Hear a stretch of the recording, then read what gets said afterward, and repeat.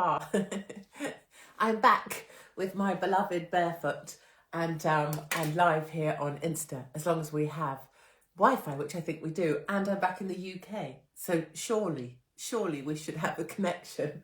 And I actually brought the bottle this time. You will notice that I'm dressed like something out of, I don't know, RuPaul's Drag Race season, I'd say season 3. And that's a deliberate thing. So from now on, through till Christmas, this is all you're going to get is glitter balls, bad Christmas sweaters, possible some lighting, Christmas tree lighting could go on. I am one of those people that decides that we have to have Christmas stuff up way early. So my husband says we're not allowed to have a Christmas tree until like into December, whereas I would already have it up now if I could. And I think after all the shit that everyone's been through, the quicker you get your Christmas stuff up, the better. Welcome one, welcome all. Thank you all for being here. You're all too kind. And good evening. I missed you. Yes, I missed you too. And it is good to be back in the UK, right? Sounds kind of like a surprising thing to say, that it's good to be back, but it genuinely is. When I'm away, I miss things, like I miss my family and I miss home and I miss having clothes in a closet and things like that. But when you're here, you remember what it is. There's something special about England and being British and being back amongst your own. And so I love it. But to all of my American friends watching, all of our family in Australia, and when I say family, I mean people that are trying to look after each other. I don't mean like necessarily my family in Australia, across America, to everybody that's helped me on the road over the last 4 months that I've been on the road, and prior to that, the month in Australia, just about before I got kicked out. Thank you. Everyone's been amazing, and it's been legendary. Just being this sort of homeless person, rallying our forces on the road, just gathering groups of people, like the old days, right? You rock up in a town or a city and gather people together and all have a great time. That's basically what I've been up to. So it is a joy to be back. It's great to be amongst my family. I've spent the last week or so going around trying to so I have to do this thing where I integrate back into my family 4 months away. You know, they've all cracked on. Lovely Mark's been in charge here. And then, of course, I come back. So it's about kind of trying to reintegrate into that. It's like, one of those rocket ships coming back to Earth. I have to reintegrate into the atmosphere without either self-combusting or detonating the whole family. Like if Elon Musk was around, you need to lower me in. I don't know, does Elon Musk move rockets like this with a joystick? I think probably not. But if Elon Musk were to control, am I a bit of a wonky donkey? I think I'm a wonky donkey anyway, to be honest. Bits of me aren't, we're not all symmetrical, are we, darlings? If Elon Musk did move his rockets in the manner that people control, for example, we used to play computer games. Anyway, if he was re-entering me, he would need to do it carefully. And so I've learned over a period of time of coming home from my epic road trips that I have to re-enter a little more carefully with some caution. I have to not be obnoxious. I have to not be a massive pain in the arse, which I am. And I have to not get home and be like, well, this hasn't been done and this isn't right. And I have to try and come in a little bit more softly into land. And I'm really shit at that. I've got exciting news as well. We've done this before, haven't we? I can't remember what the announcement was, but I kept it. So we will do it whenever I stop talking next, which could be a half an hour's time, we know. I have an announcement that just for us here at the Katie's Arms. And so we'll do that in about 10 minutes because we're trying to do that kind of suspense thing. I don't know why, just for our own amusement. If anybody's new, re-entering me, rudeness. If anybody's new to this is Katie's Arms, and it came about over the period of lockdown, which we all appreciate is an endless situation now that we've got the Botswana mutant ninja variant, which we'll talk about maybe in a bit. Look, I even have a list of things that we might talk about. We probably won't. Okay, talking about yourselves. I'm drinking. This is a proper Katie's Arms.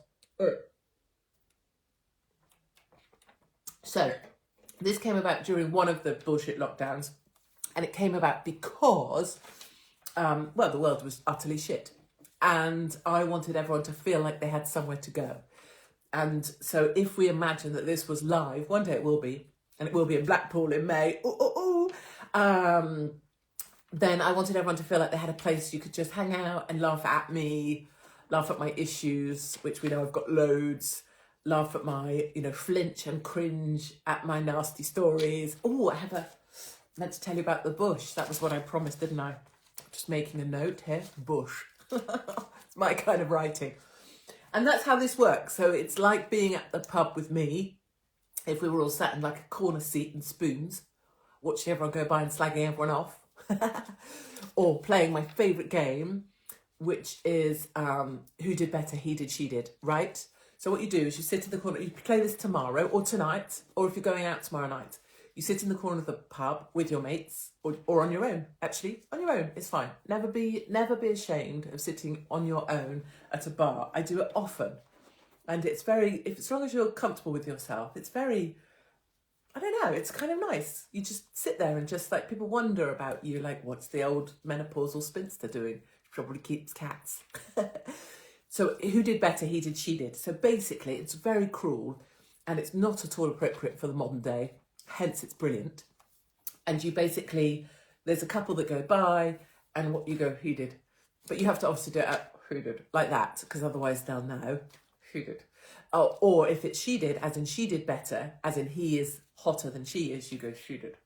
I was going to try and, can I? She did. No, I can't. She did. I can only do it out of the, she did. Yeah, I can only do it out of this side. So it's he did, she did, which of the couple did better? So if like she's a bit, and he's quite good looking, you'd be like, he did. How did that happen? It's a super fun game. People won't know unless you say it too loud, or you're a bit drunk, or your friend, Stacey is a bit drunk. She goes, he did better, like really loud. Play that tomorrow with your friends. Super fun. Oh, everyone's sending hugs. Thank you, thank you, thank you, thank you. You're just so darling. Now this is my announcement, which we said we can't do yet. Look at this bullshit. This is my bullshit day. Bullshit testing. Bullshit. So having come back from 4 months on the road in America, so tomorrow I will put out we've just finished on it, put out my return, what would you call it? In modern parlance, you call it a vlog. I will put out my vlog of my return. It's not French, just threw that in there just for, oh my God. On the way home, on the plane, one of the flight crew who was in charge of making announcements, which is my ultimate ambition. Like one day that is going to be my job because I'll have the best fun. The guy making the announcements was straight out of Hello, Hello. I'm not joking you. So when we get into the airport terminal, and he actually said the phrase, listen very carefully.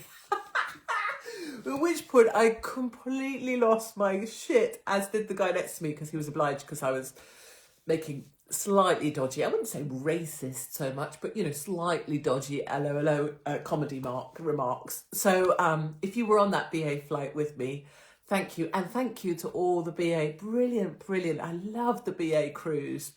All of you, if you're on here, thank you for being what you are. BA crews are just brilliant to me. I get on the plane, they're like, Hopkins, you're over there. Usually I'm in the back, like in the cheap seats. And they bring me booze and they bring me stuff. And generally we have a laugh and I get to go and cuddle everybody in the galley. And, and then when I got to Heathrow and I was gobbing off, which you'll see in my vlog tomorrow. I was gobbing off at Heathrow and a lady came back and she was like, I heard your voice and I knew it was you. And she was BA crew as well and just came back to get a hug and to, to say thanks for us all here, sticking up for ordinary people, normal people who are trying their best in really, really shit times. So thank you to BA and thank you to all the crews who are just darling to me. You're much better than Southwest Airlines. Those crews suck. Those air stewardesses, they've been chunking it on. Just going to say, COVID hasn't put them off their food. I'm just saying. Some of that polyester uniform, it's a little tight around the crotch area. if I was looking through my like night sights or heat sourcing sights on a weapon, that whole genital area, whoa, it's on fire. Anyway, back to topic. Sorry, yeah. So this is basically how, I don't know where that Britishness just came in. See, back in the country, what is it, a few days, and I'm like, oh, sorry. Sorry for being me. I'm going to be in London tomorrow, by the way. So that's exciting. So if you're out and about in town tomorrow and you see a woman with crazy little funny bobble hat that makes me look like a rabid lesbian leftist, it's me. Give me a wave. Give me a couple. This is my day bullshit, yeah, fuck that, testing kit for some shit or other. And in order to fly back to the UK, you have to purchase in advance a day 2 and 8 testing kit, which you have to purchase from a, I don't know why I'm saying it like that, but purchase, from a government-approved freaking site. So therefore it costs 65 times the price that it should. And then Southwest had a ton of camel. Darlings, what do you call it? What do you call a group of camel? Not a herd, not a fleet of camel. What do you call it? I don't know. I was going to say something. It involved a certain religion. Let's not do that. But anyway, there was a lot of camels. There were a lot of toes on Southwest. There were more toes than there were feet. That over there that I just threw, that was the day something testing kit. Couldn't really give a shit, to be honest, with you. And I'm supposed to do that. And then I get text saying, have you done your test? Tweet yes within 24 hours or we're going to fine you. Fuck off. Do this within this time or we're going to fine you. Fuck off again. Fuck off. And the donkey you rode in on. Off he can fuck as well. But in order to get through and even board, in fact, in order to join the line or what we would call queue, in order to join the queue, in order to be able, Katie, can you come and do stand-up at my school? Absolutely. Absolutely. And we have done this before. You know that I've been around the block many times, darlings. It's why I look this old. And you know, someone said in America, I look like I've been ridden hard and put to bed wet. Yeah, I have. In every sense. Anyway, I would come and do stand-up at schools across the UK. And actually, people have asked me this, young people have asked me this before, to come and do in a former life when I was a little more sensible, to come and do talks at schools. And I set it all up, speaking tours across schools in the UK, Scotland and Wales. And then the press got it and I got shut down. And schools in Wales, I've been banned from schools in Wales. The Welsh government got involved and said that if I came and did a talk in a school in Wales, they would not receive funding from the government. And that's how much of a threat I am, obviously, because I'm, a menopausal old woman and talk about my bush. Can't be allowed, darlings. It cannot be allowed. Anyway, in order to join the line, even, in order to go and check in for your flight, even, once you've had your COVID test and you've got your paperwork and you've got a passport and you've bought a ticket at a freaking awful price and you haven't even flown in the first place because everyone told you couldn't. In order to even join the line to go and check in, you have to show your passenger locator form. The government want to know where you are. And on that passenger locator form, you have to put the freaking code for that shitty test that I just threw that you have to have purchased at a horrible price from the government provider. And the thing that turns up is worth about, I don't know, £1.50. I could probably make that for 25. I could make that for 20p. I could make it for 20p. And we're paying 135 quid. And imagine you've got a family of 5, which we are. I mean, this is just, we all know, darling. Wales loves you. Don't listen to whomever. I don't even know who that chap is. There's so many irrelevant men, aren't there, gobbing off online. And my challenge to, whenever you're listening to someone in the alternative media, right, do ask yourself, have they ever bloody gone anywhere? Have they ever left their mother's spare room? Have they ever travelled about, rubbed up against the things they talk of? Or do they just go on Twitter, see what's trending and then just gob off about it? No criticism of my side, our side, people that want the better for each other. I'm just saying, there aren't many boys out there schlepping it about on the road, are there? Now let's check the list, darlings, because there's many things. Do you think it's going to get worse? Here, like Australia. Darlings, it is. Someone just said, shut up, Katie. Taylor. Darling, you're called Taylor. I doubt that you sew for a living, do you, darling? No. Do you ask people what they want on their burger? Do you? Yes. The thing is, you're on my feed telling me to shut up. You're typing about me because you're here with me. Because you're listening to me. Because you chose to, Taylor. You didn't choose that name, did you? Your parents did. Not sure they loved you that much when you were born, did they? Right. I need to tell you some things. I said we'd wait for a little. Oh, hi from South Africa. Oh, don't even. My whole heart was always with South Africa. Let's now do, given that we just segued, didn't we? Love that word. Segue. Voila. Let's talk Botswana. The new variant. I'm excited for it. I'm excited because it's mutant ninja, COVID. It's got more spikes on it than a friggin' hairy-ass lesbian. Yeah. Bring it. Bring me the spiky lesbian COVID. I want it. This links to my bush, but we'll go back to that. So this new Botswana thing, no one in South Africa knows what it fucking is because they haven't seen it at all. Sorry for the language. Mother, off, go, off. And no one else really knows either. But let's all talk about it. I did a video today about how the kind of, if you were putting together the marketing plan for Botswana variant, you would write what they're delivering. Like if I was to write you the marketing plan, which I could in a heartbeat, for the Botswana variant, I'd do what they've done. I mean, I'd do it in a better, I'd do it more sophisticated. I wouldn't use a little balding guy called the health minister called Sajid Javid, who is clearly nipple height. And we know what I feel about nipple height men, don't we? Anybody that's nipple height, I can't. I don't agree with short people. I don't mind short women. They're quite cute, have small feet typically, and they can buy their shoes from children's wear departments, which means they get them tax-free. And I look at my feet are disgusting. People often think I'm a transvestite based purely on the size of my feet. And if you're a short woman, you know, you've got tiny feet, you can wear these cute little things and you look, especially if you've got big boobs. What's not to love? But short men, no. I can't. There's no.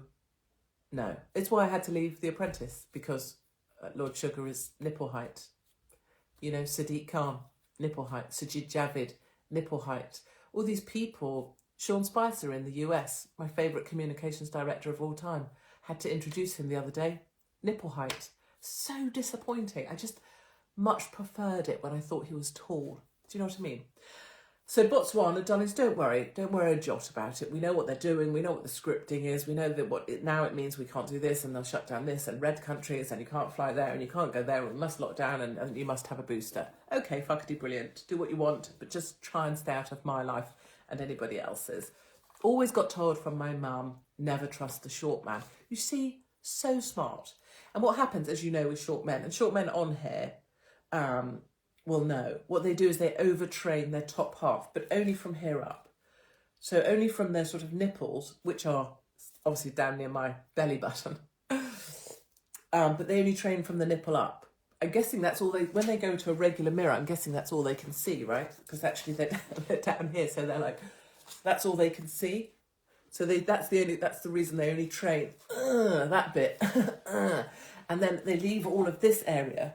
So typically they have those really, really tiny legs, like, and then they put them in those jeggings things. What are those very, very tight jeans that short men should never wear? Jeggings. So then you end up with short man who has issues because he can't put his arms down anymore because he only saw this high in the mirror, so he built this bit up. But then, and then worse, they put the jegging on without the sock and a loafer. Oh, it physically makes me, fills me. You know, I look at those guys and I'm like, especially from behind, ooh, it's not right. I mean, I don't know how, and we're not going down the eugenics thing, but it does make you wonder, you know, how they breed. Just saying, ladies. There's short men around because you enabled. Just saying. Okay, we best stop there because that's going down a road we mustn't go down. So, yeah, so my return video blog, we've done. It's coming out tomorrow. I'm hoping you'll laugh with me on it. People are laughing. The reason you're laughing, darlings, is not because I'm funny. You're laughing because you know the person I'm talking about. And you see, over my lifetime, which has been, we can all agree, too long, that's been the truth of everything I've done, is the reason we get it, and the reason it gets whatever, or used to, when I used to be allowed to say things on TV, The reason it works is because we know that person, because it's true. And that was always the joy of what I did. It was just so true. Like, Tyler, right? And the short men thing, we know that guy. You all know one. That's why this shit worked. I was like, Hopkins, she's a bitch. Actually, what she's saying makes a lot of sense, but don't say that, otherwise we get banned. Right, I need to tell you some things. So I have been, for the longest time, as well as being on the road doing stand-up, and on my wall here in my office, I don't think this is going to work, there's been the plan for my... Hold on, let's try and stick this to my enormous nipples. Oh, shit. Oh, my nipple hair isn't really doing it for me. But for the longest time, hold on, in my office, I will just say I haven't been drinking. Talk amongst yourselves. Katie is a no one. Yes, I am. Is someone saying that as... I don't know. Are you saying that as like, I think I'm someone? Jesus Christ. I know who I am. I'm bloody ordinary. How tall am I? I'm 5'9". But it's my legs. It's not my body, we've discussed. Like, look at, literally, that's as big as... My body is like 2 inches. But my legs are like 34, 35 inches. So I'm a disproportionate woman. Yeah.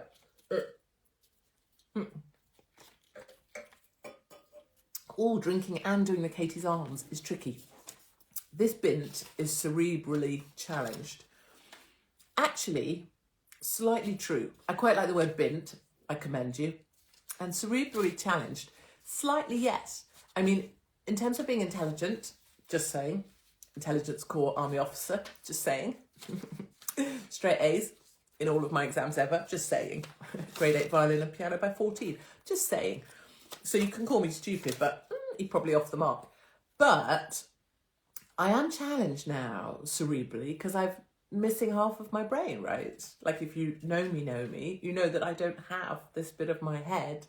And actually, if you look at an X-ray of my brain, big bit's missing because they went in and chopped it out. So, in a way, bint, cerebrally challenged. Yes, I am. Cerebrally. Hard to say. Anyway, back to this. I'm tiny at 5'3". So cute. Yes, but girls,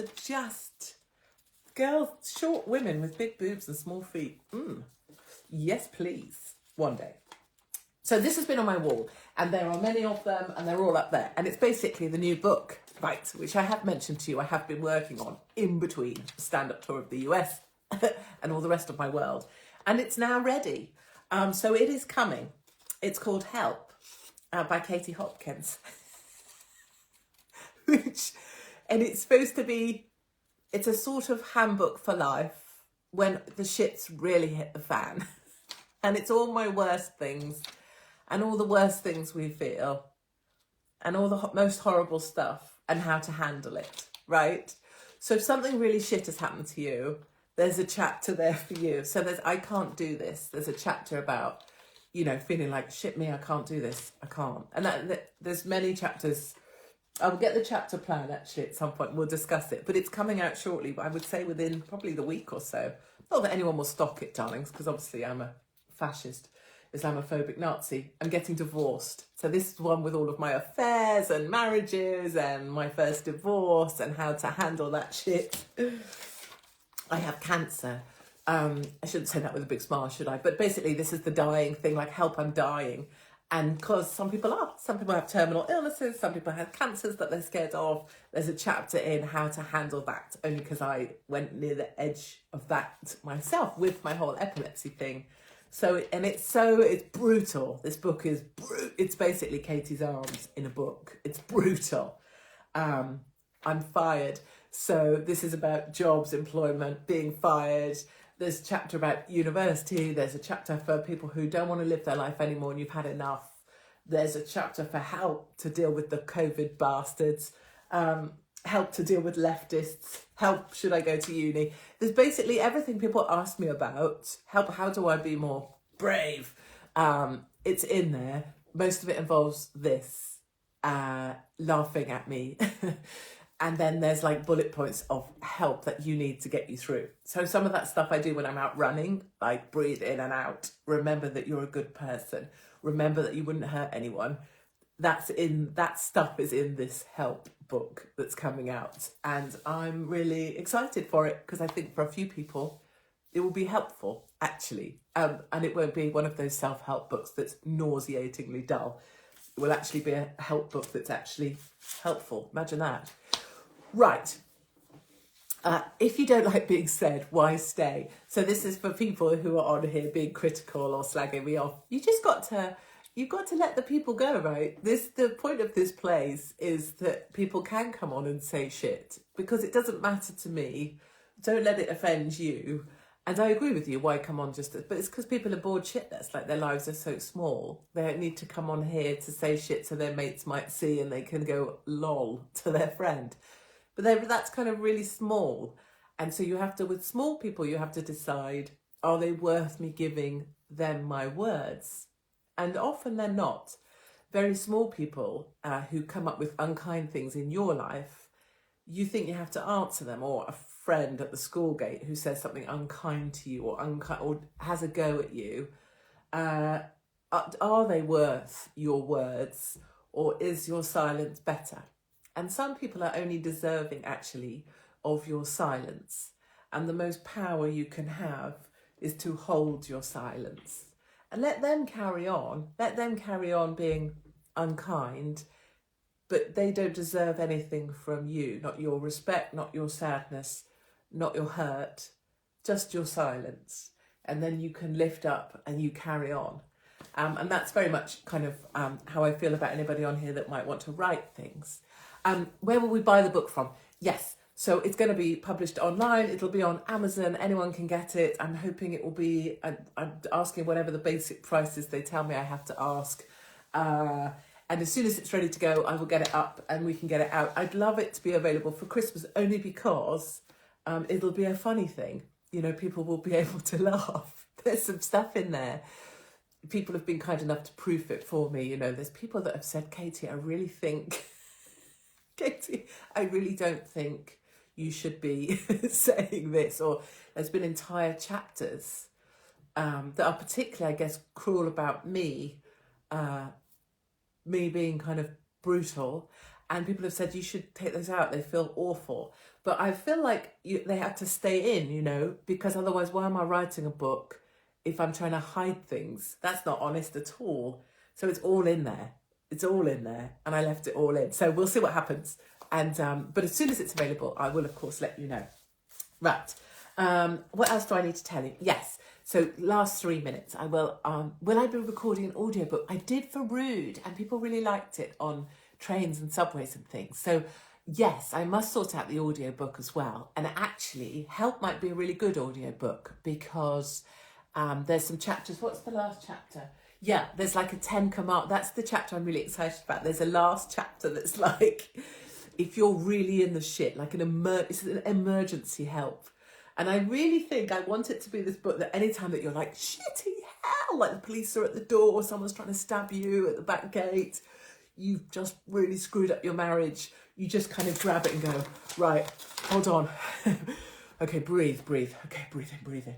Next thing is that, and it's literally that. And because that's happened so many times, like, you know, 2 squad vans of Australian police in riot gear coming to haul me off to an airport to deport my ass. That's the chapter, right? You go to and go, okay, here's what I'm going to do.